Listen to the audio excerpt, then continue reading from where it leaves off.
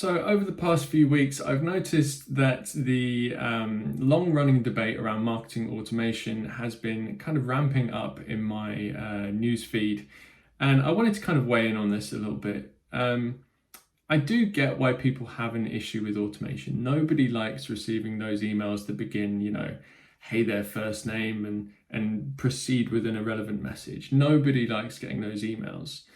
But I don't think your problem, particularly in that sense, is with automation. Now, let me kind of backtrack a little bit, because I think there's three main camps that are coming out at the moment. There are those who are dead set against automation. There are those who are middle of the road. And then there are obviously those who are automating all the things.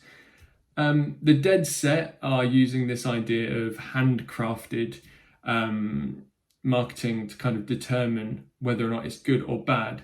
But handcrafted marketing does not automatically make something good or bad. In the same way, on the flip side of that, automation doesn't automatically make something good or bad. It's not the automation, it's the intent behind the marketing. Because bad marketing practices will always be bad marketing practices.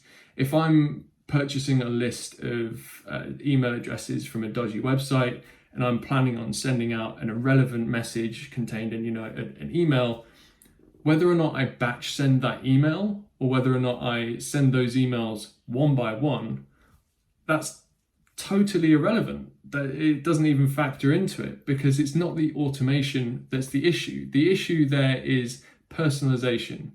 It's delivering the right message to the right person at the right time in the right way. And when we're looking at things like automation, we should be using these tools to target more efficiently, to deliver helpful, useful, and valuable content to people who actually want it, not scaling up, not using automation to scale up our bad habits.